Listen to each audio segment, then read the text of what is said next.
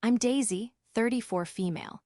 I live in a quiet condo downtown, a place I bought with my own hard-earned money from my career as a financial portfolio manager. It's my sanctuary, the one place in the world where my value isn't questioned and my successes aren't treated as insults. For my entire life, I've been the responsible one, the quiet achiever, but in the eyes of my family, I was nothing more than a convenient resource and the designated failure, no matter what the reality was. This is the story of how one cruel birthday joke, built on a lifetime of disrespect, pushed me to finally reclaim not just my dignity, but the very roof over their heads. Before this story unfolds, I'd love to connect with you. Please let me know in the comments where you're watching from and what time it is in your corner of the world. It's amazing to see how far these stories can travel. My birthday has always been less of a celebration and more of an obligation. A mandatory gathering at my mother Imogen's house, the house my father left her, the house I helped maintain. Every year, it was the same script. My brother, John, 4 years my senior and eternally the golden child, would hold court. His wife, Megan, a lifestyle blogger whose life seemed to be curated for social media perfection, would offer backhanded compliments that felt like tiny, sharp cuts. My mother, Imogen, would flutter around them, her pride in John so blinding it cast a permanent shadow over me. And then there was my nephew, Dylan, John's 10-year-old son, who was quickly learning that disrespecting Aunt Daisy was not only acceptable but encouraged. This year, my 34th birthday, felt different. I just closed a major account at work, a career-defining moment that came after months of relentless effort. I felt a flicker of hope that maybe, just maybe, this achievement would finally be enough to earn a sliver of genuine respect. I arrived at the house with a sense of cautious optimism, carrying a bottle of expensive champagne I'd bought to celebrate. As I walked in, the familiar scene greeted me. John was loudly recounting a sales story, his voice booming through the living room. Megan was taking a selfie, angling her phone to capture the candid, family moment. My mother was beaming at her son, hanging on his every word. No one said happy birthday when I entered. They just nodded as if I were a late caterer. I placed the champagne on the counter and forced a smile. "Hi, everyone." Imogen turned to me, her smile tightening slightly. "Oh, Daisy, you're here. We were just hearing about John's incredible month. He's on track to be the top director in his entire region." "That's great, John," I said, trying to sound enthusiastic. He just grunted in acknowledgement, not even bothering to look at me. The afternoon droned on. The conversation revolved entirely around John's career, Megan's online partnerships, and Dylan's budding soccer talent. I was an observer, a ghost at my own party. I tried to interject a few times, to share a bit about my own life, but my words were always spoken into a void, quickly swallowed by a louder, more important story from John or Megan. The tradition I dreaded most was gift-giving. It was never about the gifts themselves, but the performance. My gifts to them were always carefully chosen and expensive, a desperate attempt to buy their affection. Their gifts to me were always an afterthought, a joke. One year it was a self-help book titled How to Be More Charismatic. Another, it was a cheap gym membership with a note that said, "Time to work on yourself." I knew this year would be no different, but I still held onto that foolish sliver of hope. After a dinner where I mostly pushed food around my plate, Imogen clapped her hands. "Time for presents," she announced, her eyes sparkling as she looked at John. Dylan ran into the room holding a small, sloppily wrapped box. He thrust it at me. "From all of us," he said, a smirk already playing on his lips. I knew that smirk. It was a smaller version of his father's. I took the box, my hands trembling slightly. It felt light, almost empty. I slowly unwrapped it, the cheap paper tearing easily. Inside, nestled in tissue paper, was a small plastic trophy, the kind you buy at a party store for $1. Engraved on the plaque at the bottom were the words, "Participant." I stared at it, the single word a summary of how they saw my entire existence. I was not a winner, not a contender, just a participant, in their lives, in the world. I looked up and they were all watching me, their faces alight with amusement. John was chuckling into his hand. Megan had her phone out, probably recording my reaction for her hilarious family moments content. My mother's smile was painfully bright, as if this were the most delightful prank imaginable. I felt a cold knot form in my stomach. The silence in the room was heavy, broken only by John's muffled laughter. He thought it was the funniest thing in the world. To him, my entire life, my efforts, my successes, they were all a joke, worthy of a cheap plastic trophy. And as I sat there, holding this symbol of their contempt, I had no idea that the evening was about to get so much worse. This wasn't the punchline. This was just the setup. The main event, the one that would shatter everything, was still to come. The small, insignificant trophy was a prelude to an act of cruelty, so profound, it would sever the last thread of connection I had to these people. I should have left then. I should have stood up, dropped the plastic trophy on the floor, and walked out without a word. But a lifetime of conditioning, of seeking their approval, kept me glued to my seat. I forced a brittle smile, the muscles in my face protesting. "Very funny," I managed to say, my voice sounding hollow and distant to my own ears. My attempt to play along only seemed to fuel their amusement. John finally let his laughter out, a loud, barking sound that filled the room. "See, she gets it. It's just a bit of fun, Daisy. You've got to learn to laugh at yourself." Megan chimed in, her voice dripping with condescending sweetness. "It's a term of endearment, really. We love that you always try so hard." Even my mother, Imogen, patted my arm. "Don't be so sensitive, dear. It's just your brother's way." Their words were a familiar chorus, a gaslighting symphony I had been listening to for decades. "You're too sensitive. It's just a joke. Can't you take a joke?" I placed the trophy on the coffee table, a monument to my humiliation, and decided to pivot. I still had one more card to play, one final, desperate attempt to connect with them on my own terms. "Well," I began, forcing my voice to be steady, "I actually got myself something for my birthday this year, something I've wanted for a long time." I reached into my bag and pulled out a small, elegant box from a well-known local artist. Inside was a handcrafted silver locket, intricately engraved with a tiny, detailed world map. It was beautiful and deeply personal. I had saved for it for months. "I've always wanted to travel more," I explained, my voice softening. "This is a promise to myself, to see the world, to not just be a participant." I let the last word hang in the air, hoping the meaning would land.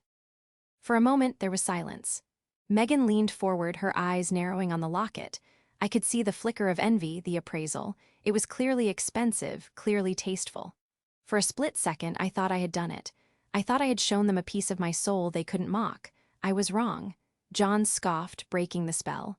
"A locket? What are you, 12? And what's with the map? You barely leave your condo. The only place you're going is to the office and back." Dylan, who had been watching the exchange with rapt attention, saw his opening. He had learned from the masters of cruelty. He snatched the locket from my hand before I could even react. "It's stupid," he shouted, his voice high and shrill. "It's a stupid, boring gift." He held it up like it was a dead insect. "Dylan, give that back," I said, my voice rising with panic. This wasn't a cheap trophy. This was mine. This was meaningful. "Dad, can we put it in the fire?" Dylan asked, turning to John with a hopeful grin. The evening was chilly and my mother had a fire crackling in the hearth, a feature she was immensely proud of. My blood ran cold. "John, no," I said, my voice a sharp command. "Tell him to give it back to me. Now." John leaned back on the couch, a lazy, malicious smile spreading across his face. He looked from me to his son. "I don't know, Daisy. He's got a point. It is pretty boring. Maybe a little fire would make it more exciting." Megan giggled, pulling out her phone again. This was premium content for her followers. My hilarious son has the best roasts. My mother said nothing. She just watched, her expression unreadable, a silent accomplice to the casual destruction of my feelings. It was happening in slow motion. Dylan, emboldened by his father's approval, ran towards the fireplace. I shot up from my seat, lunging for him, but I was too slow. With a triumphant whoop, he threw the silver locket into the heart of the flames. I screamed. It was an involuntary, guttural sound of pure anguish. The small, beautiful piece of art, my promise to myself, landed amongst the glowing logs. For a second, it shone brightly, and then the silver began to warp and blacken. And then the worst part, they laughed. It wasn't just a chuckle. It was a full-throated, unrestrained roar of laughter. John was wiping tears from his eyes. Megan was bent over, shaking with mirth. Even my mother, my own mother, had a wide, terrible smile on her face as she watched the fire consume my gift. In that moment, something inside me broke. It was a clean, sharp snap. The part of me that had spent 34 years craving their love, their approval, their basic human decency, it just died. It turned to ash right there with my locket. I looked at their laughing faces, contorted with glee at my pain, and I finally saw them for what they were. They weren't just thoughtless or unkind. They were cruel. They enjoyed this. They fed on it. Dylan looked at me, his chest puffed out with pride, and delivered the line his father had so clearly fed him. Dad said you're just a failure who deserves nothing anyway. The laughter in the room died down, replaced by a smug, satisfied silence. John nodded in approval. Imogen looked away, a flicker of something, maybe shame, maybe inconvenience, crossing her face before it was gone. I stood there, frozen, the heat from the fire on my face, a cold emptiness spreading through my chest. I didn't cry. I didn't shout, I didn't say a single word. I turned, walked to the door, picked up my purse, and left. The sound of their renewed, confused chatter followed me out into the cold night air, but I didn't hear it. I heard nothing but the roaring in my own ears. I got in my car, and as I drove away from that house for the last time, I knew one thing with absolute certainty. They had just lit a fire, but it wasn't the one in the hearth. The drive back to my condo was a blur. My hands were gripping the steering wheel so tightly my knuckles were white. The silence in the car was absolute, a stark contrast to the cacophony of laughter and cruelty replaying in my head on a loop. A failure who deserves nothing. The words echoed, each one a hammer blow to the fractured pieces of my self-worth. When I got home, I didn't turn on the lights. I walked through the darkness to my living room window and stared out at the city lights, feeling as distant and as cold as the stars. For hours, I just stood there, processing not just the events of the evening, but the reality of my entire life. Every belittling comment, every dismissive gesture, every joke at my expense, it all coalesced into a single, ugly truth. They didn't love me. They tolerated me as long as I knew my place, which was somewhere far beneath them. My phone had been silent. No calls, no texts, no "are you okay?" or "we're sorry." Of course not. In their narrative, I was the one who had overreacted. I was the one who couldn't take a joke. I was the problem. Around 11 p.m., my phone buzzed. And then it buzzed again and again, a flurry of notifications. I picked it up, my heart sinking. It was the family group chat, a digital space I usually kept muted. My brother had created a new group. The title was Family. I saw the notification. John has added Imogen, Megan. Then, a moment later, John has removed Daisy from the group. It was so petty, so juvenile, it would have been laughable if it didn't hurt so much. He had created a new group just to ceremoniously kick me out. A few seconds later, my phone buzzed with a direct message, but it was in a new group text, this one including me. It was from John, clearly a message he had first workshopped in the real family chat. The text read, "Since you can't handle a simple family joke and had to run off like a dramatic child, we've all decided it's for the best. You're officially cut out of everything. No more holidays, no more birthdays, no more financial support. Don't contact Mom. Don't contact me or my family.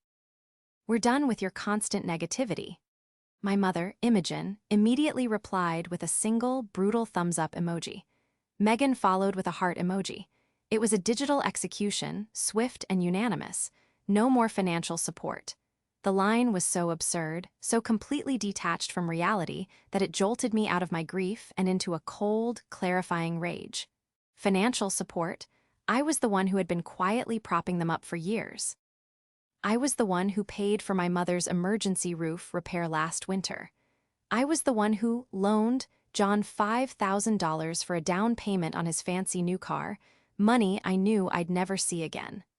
I was the one who set up and contributed to an education fund for Dylan. They weren't supporting me. I was their unacknowledged safety net. I stared at the message, the words blurring through the anger. You're officially cut out of everything. A strange sense of calm washed over me. This wasn't a punishment. It was a release. They had just handed me the key to my own cage and told me to get out. They thought they were taking everything from me, but in reality, they were giving me the one thing I desperately needed: permission to be done. My fingers hovered over the keyboard. I could have listed every financial contribution, every sacrifice I'd made. I could have screamed at them through the screen, but I realized that would be playing their game. They wanted a fight. They wanted drama. They wanted to be able to screenshot my hysterical response and show it to each other as proof of my instability. I wouldn't give them the satisfaction. Instead, I thought about the biggest secret I held, the biggest piece of leverage I had over their comfortable, entitled lives. I thought about the house. My father, a shrewd man who saw his son's recklessness and his wife's financial illiteracy, had made some very specific arrangements before he passed away 10 years ago. Imogen was allowed to live in the house for the rest of her life, but the ownership, the deed itself, was a more complicated matter. And I, the quiet, responsible failure of a daughter, was the executor of his will and the keeper of his financial legacy. With a steadiness that surprised me, I typed out a short, simple reply. I read it over once, a small, grim smile touching my lips for the first time all night. It was perfect. I hit send. My message appeared in the group chat, a stark contrast to their emotional pronouncements. It said, "Good, check whose name owns the house you live in." I sent the message, and then I put my phone on silent and placed it face down on the counter. I didn't want to see their immediate, panicked responses. I knew they would come. For the first time in my life, I had not just refused to accept my designated role, I had flipped the entire board over. I had reminded them that the stage they performed their little plays on was a stage I owned. I walked into my bedroom, the rage and hurt now replaced by a chilling, resolute clarity. I had spent my life building a career on understanding value, assets, and leverage. I had managed multi-million-dollar portfolios for strangers with precision and skill. It was time, I realized, to finally manage my own. The silence in my apartment was no longer lonely. It was powerful. It was the calm before a storm I had just unleashed. And I knew, with a certainty that settled deep in my bones, that their world was about to be turned completely upside down. 10 minutes later, I happened to glance at my phone. The screen was lit up, vibrating nonstop on the granite countertop. Dozens of missed calls from John, dozens from my mother, a frantic string of texts. The silence was over. The panic had begun. I let the phone vibrate itself into silence. Each buzz was a small, satisfying jolt, a signal of their world tilting on its axis. I didn't pick it up. I didn't read the texts. Their panic was a dish I wanted to serve cold, and for that I needed to be methodical. The next morning, I woke up before my alarm, feeling a sense of purpose I hadn't felt in years. The grief was still there, a dull ache beneath my ribs, but it was overshadowed by a steely resolve. They had declared war, armed with insults and emojis. I would respond with facts, figures, and legal documents. My profession had trained me for this. I spent my days sifting through complex financial histories, finding patterns, and assessing value. It was time to conduct a full audit of my family. I made coffee, opened my laptop, and pulled up the encrypted folder on my personal drive labeled Family Estate. My father was a meticulous man. He knew my brother's impulsive nature and my mother's tendency to be swayed by John's charismatic bullying. Before he died from a sudden heart attack, he had sat me down, and only me, to go over his will and his finances. "Your mother can live in the house as long as she wants," he had told me, his voice serious. "But Daisy, the house is not hers to sell or borrow against. I've put it in a trust. You are the trustee. After she's gone, it's yours, not John's. He would sell it for a sports car in a week." He had made me promise to look after Imogen, but he had also given me the tools to protect myself. The ownership of the family home was legally and indisputably transferred into a revocable trust, with me as the sole trustee and primary beneficiary upon my mother's passing. She had lifetime tenancy, a right to live there, but she held zero equity. She was, in legal terms, a tenant in a house I controlled. They had forgotten this, or perhaps John, in his arrogance, had assumed it was a detail he could bulldoze over later. My father had passed 10 years ago, and for a decade, I had silently upheld my end of the bargain. I managed the trust, paid the property taxes from its account, an account I also personally supplemented when funds were low, and handled any major repairs. They simply lived there, enjoying the benefits without any of the responsibility, all while calling me a failure. The audit began with the house. I pulled up the tax records, the maintenance invoices, the insurance payments. I had receipts for everything. The $15,000 for the new roof, the $5,000 for the furnace replacement, the $2,000 for the emergency plumbing work. All paid for by me, either directly or through the trust I managed. Next, I moved on to John. My father had left him a modest inheritance in stocks, which I knew for a fact he had cashed out and burned through within 2 years. But my own loans to him were another story. I opened a spreadsheet and began to itemize. The $5,000 for his car. The $2,000 to cover his credit card debt 6 years ago. The countless times I'd covered a $300 or $400 bill for him with the casual excuse, "Just pay me back when you can." I had the bank transfers, the Venmo history, the text messages where he'd promised to repay me. It all added up to just over $11,000. It wasn't a life-changing amount of money for me now, but it was the principle. He had called me a drain on the family's finances while actively siphoning off my own. Then there was Megan. I had helped her set up the LLC for her influencer business 5 years ago, waiving my usual consultation fee. I had reviewed the first brand contract she was offered, pointing out clauses that would have allowed the company to underpay her, saving her thousands. Her thank you had been a single, breezy text. After that, she treated my professional expertise as a free resource, often calling me with frantic questions about taxes or business expenses. I had no financial claims against her, but I made a note of the hours of free professional advice I had given her. The final column in my audit was for my mother. This one was the most painful. I loved her, or at least, I loved the idea of the mother she could have been. The financial support I gave her was more subtle. I had her on my premium cell phone plan. I paid for the streaming services she used. When she complained about rising grocery prices, I started having a weekly box of high-quality groceries delivered to her home, pretending it was a promotion from a new service. It cost me over $400 a month. By midday, I had a comprehensive dossier. It was a cold, hard, factual account of my role in the family, not as a failure or a participant, but as their silent benefactor. The spreadsheets and documents painted a clear picture. They were not holding me up, they were standing on my shoulders. Armed with this information, I finally looked at my phone. It was a mess. Over 50 missed calls. A flood of texts. John's texts started with anger. "What is this garbage about the house? Dad left it to Mom. Stop playing games." Then they moved to panic. "Daisy, call me. The county records website is confusing. What did Dad do?" And finally to pleading, "Okay, fine, you're the trustee, I get it. But you can't kick Mom out. Call me right now." My mother's were more manipulative. "Daisy, I don't know what game you're playing, but you are causing your brother a great deal of stress. Your father would be so disappointed in you. Then, after all I've done for you, this is how you repay me, by threatening to make me homeless." There was no apology, no remorse for what happened at my birthday, only accusations and victimhood. I didn't reply to any of them. Instead, I picked up the phone and made a call to the one person I knew would help me navigate this with tactical precision. "Sarah, hi," I said when she answered. "It's Daisy. I need a lawyer." Sarah was an old friend from college who had become one of the city's sharpest real estate and contract lawyers. She was pragmatic, unflappable, and had a very low tolerance for bullies. When I met her at her downtown office the next afternoon, I didn't waste time with small talk. I laid everything out on her conference table. The trust documents for the house, the printouts of my financial spreadsheet, the screenshots of the group text.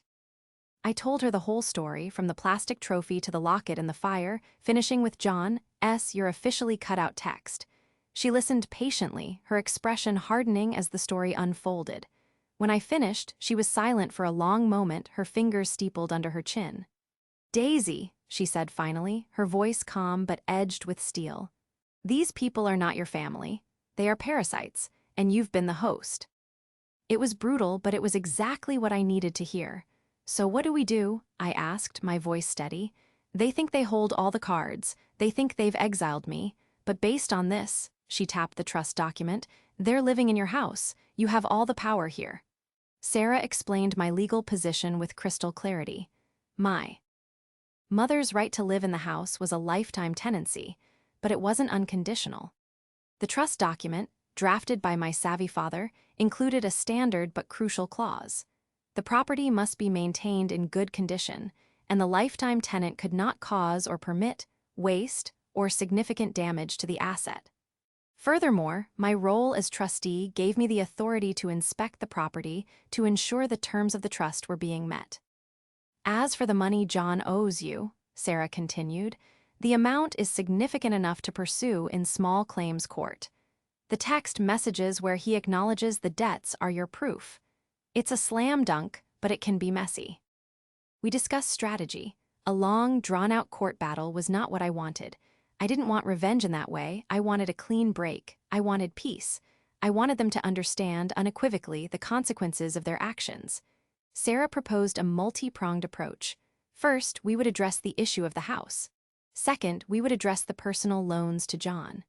We'll send a formal letter, she said, a glint in her eye. Not an emotional email, but a legal document from my office. It will be cold, professional, and non-negotiable. It will inform them of the legal reality of their situation. People like your brother, who rely on bluster and intimidation, fold when they're confronted with structured, legal authority.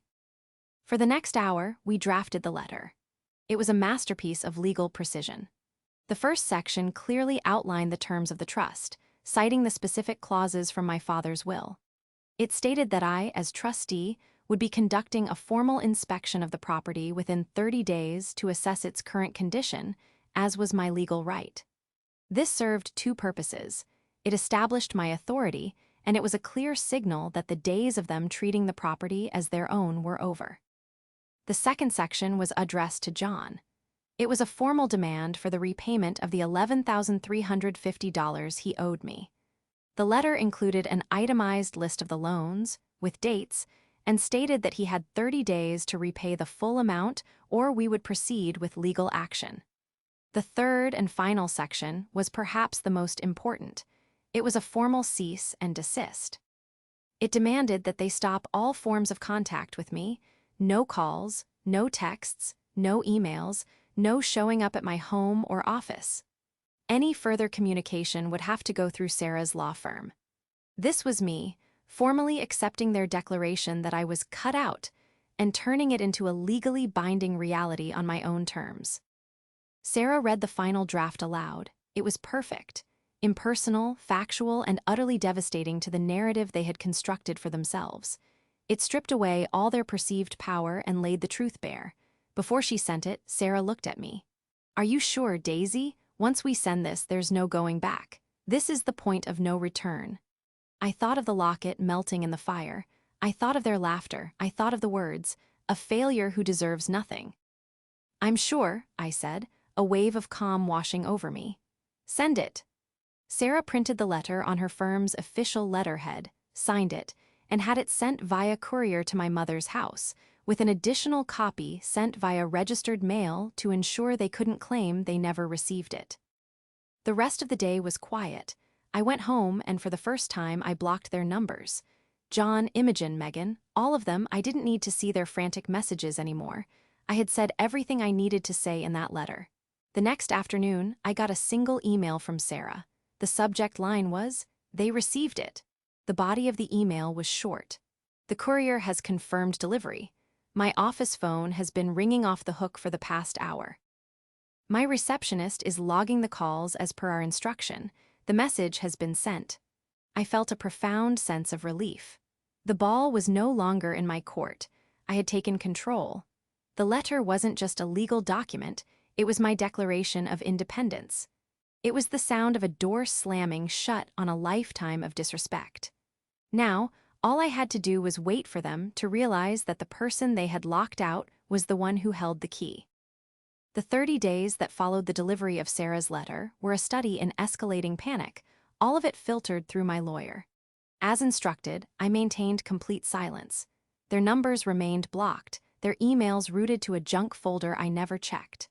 Sarah's office became the sole conduit, and she provided me with daily summaries that read like a comedy of desperation. The first week was dominated by John. He called Sarah's office a dozen times a day, his tone shifting from outrage to bargaining. He tried to argue that my father's will couldn't be right. He demanded a copy of the trust document, which Sarah calmly provided, as was his right. The silence that followed for 2 days after he received it was telling. He had clearly taken it to his own lawyer, who had undoubtedly confirmed the grim reality. The document was ironclad. My mother, Imogen, tried a different tactic. She left long, tearful voicemails for Sarah, painting herself as the elderly, heartbroken mother being tormented by her cruel, ungrateful daughter. She spoke of her health, her age, how the stress was unbearable. She completely ignored the events of my birthday, framing my actions as a sudden and inexplicable attack. Megan took to social media. While she never mentioned me by name, she posted a series of vague, passive-aggressive stories about toxic family members and the pain of being cut off by someone you love. Her followers flooded her with sympathy, unaware that the someone she loved was currently funding the very lifestyle she was broadcasting. Sarah advised me to ignore it all. "It's noise," she said. "They are throwing everything at the wall to see what sticks. Don't engage. Stick to the plan." The plan was the inspection. On the 30th day, as stipulated in the letter, Sarah and I, accompanied by a licensed home inspector, arrived at the house. I hadn't been back since my birthday, and pulling into the driveway felt surreal. My mother and John were waiting on the porch. The moment I stepped out of the car, the performance began. "Daisy, thank God," my mother cried, rushing towards me with her arms outstretched.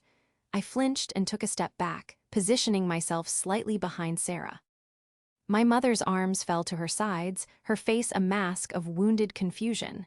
John was less theatrical. His face was a thundercloud of resentment. "What is this, Daisy? Are you really going to kick your own mother out onto the street?" he snarled. Sarah stepped forward, holding up a hand. "Good morning, John Imogen," she said, her voice crisp and professional. "As you know from my letter, we are here to conduct a trustee's inspection of the property. We will be as efficient as possible. Mr. Henderson here is a certified inspector." John looked at the inspector, then back at me, his eyes filled with hate. "This is a joke. You're enjoying this, aren't you?" I met his gaze, and for the first time, he saw no fear, no pleading, no desperation. Just a calm, quiet emptiness. I said nothing. My silence was more powerful than any argument I could have made. It told him he had no more power over me. The inspection was revealing. The house was not in good condition. Years of neglect were evident. There was a damp patch on a ceiling from a leaky pipe they'd never bothered to fix. Several windows had broken seals. The back deck had rotting boards. The inspector took meticulous notes and photos. John and Imogen followed us from room to room, their commentary a mix of excuses and accusations. "That's just normal wear and tear," John would insist. "Your father never would have wanted you to be so cold-hearted," Imogen would whisper, loud enough for me to hear. Throughout the 2-hour inspection, I remained silent, a detached observer. This house, a place of so many unhappy memories, was no longer a home to me. It was an asset, a line item on a balance sheet. The emotional connection had been severed, burned away with the locket. After the inspector was done, Sarah and I stood with them in the living room. The fireplace was clean and empty. "The inspector's report will be ready in a few days," Sarah announced. "It's clear there are several points of significant neglect that breach the terms of the trust. Daisy, as trustee, has a legal obligation to protect the asset from further damage." "So what does that mean?" John demanded.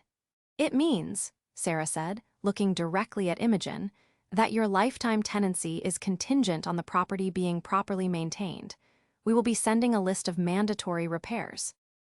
If they are not completed in a timely manner, we will have to explore other options to protect the trust." Imogen finally broke. "You can't do this. This is my home." "The trust owns this home, Imogen," Sarah corrected her gently. "And Daisy is the trustee. The responsibility falls to her." I finally spoke, my voice even and low. "John," I said, turning to my brother, The deadline for the repayment of your loan was yesterday. I have not received payment. Sarah will be filing the paperwork for small claims court on Monday. His face went pale. He had assumed it was a bluff. He opened his mouth to argue, but no words came out. He had nothing left to say. We turned and walked out. As we drove away, I didn't look back. I had seen everything I needed to see. They had finally understood. This wasn't a family squabble. This was a liquidation. They had treated me like a disposable part of their lives, and I was now, quite literally, disposing of the assets. They had cut me out, and now I was cutting them off. The locks on the house hadn't been changed yet, but the locks on my life had, and they were never, ever getting a key again. The fallout was swift and decisive. The official inspector's report was damning, estimating over $30,000 in necessary repairs to fix the long-term neglect. Sarah sent a formal notice to my mother, giving her 60 days to begin rectifying the issues.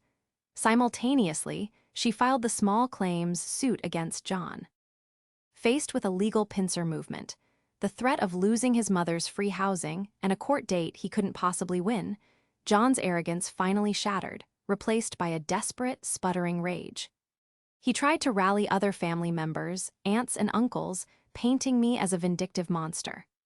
But when Sarah, at my direction, shared the trust documents and a summary of the situation with a few key relatives, the support he expected evaporated. They saw the legal truth and the history of my financial support, and they quietly backed away, not wanting to get caught in the blast zone. My mother, unable to afford the repairs and with John unable to help her, was left with no options. Through her lawyer, she proposed a settlement. She would voluntarily relinquish her lifetime tenancy and vacate the property in exchange for me dropping the repair requirements and providing her with a small stipend to help her secure an apartment. Sarah and I discussed it. It was more than she deserved, but it was also the cleanest, quickest path to a final resolution. I had no desire to be her landlord or to oversee a massive renovation project from afar. I wanted the house sold. I wanted the chapter closed. I agreed with one condition. The stipend would last for 2 years, giving her ample time to get on her feet, and every payment would be accompanied by a receipt acknowledging it was a gift, not an obligation. I wanted no ambiguity that this was my final act of familial duty, not a continuing entitlement. John, facing the reality of a court judgment that would tarnish his credit and professional reputation, also caved. He agreed to a payment plan for the money he owed me, a humiliating but necessary concession. The first payment of $500 arrived in my bank account a week later. It felt less like a victory and more like a sad, overdue invoice finally being paid. 3 months after my disastrous birthday party, I stood in the empty living room of my childhood home. The movers had come and gone, taking all of my mother's possessions to her new, small apartment across town. The house was hollow, echoing with every footstep. The walls were bare, showing faint outlines where pictures had hung for decades. I walked over to the fireplace. It was cold and dark. I thought of the silver locket, my promise to myself, melting in the flames. It felt like a lifetime ago. Standing there in the silence, I didn't feel triumph. I didn't feel anger anymore. I felt light. The heavy weight of their expectations, their judgment, their casual cruelty, it was gone. The house itself seemed to breathe a sigh of relief alongside me. It was just a structure of wood and nails, waiting for a new family, a new life. I had hired a real estate agent, and the for sale sign was already on the front lawn. In the current market, the house would sell quickly, and the proceeds, as my father had intended, would be mine. It was a significant sum, enough to supercharge my investments, to travel, to do whatever I wanted. It was freedom, bought at a terrible price, but freedom nonetheless. My relationship with my family is over. I have not spoken to my mother, brother, or Megan since that day of the inspection. I hear snippets through the grapevine. My mother is struggling to adjust to apartment living, complaining about the noise and the lack of a garden. John and Megan are under financial strain, having to actually pay their own way without my quiet subsidy. Megan's lifestyle blog has a decidedly more bitter tone these days. Sometimes, a wave of sadness washes over me for the family I wish I'd had. But then I remember the laughter. I remember the plastic trophy. I remember the words, "You're just a failure who deserves nothing." And I know I made the right choice. They didn't just cut me out of their lives, they liberated me from mine. A few weeks ago, I booked a flight. A one-way ticket to Italy, the first stop on a year-long trip around the world. I also bought myself a new locket. It's silver with a map of the world engraved on it. It's not a replacement for the one I lost. It's a testament to the one I found, myself.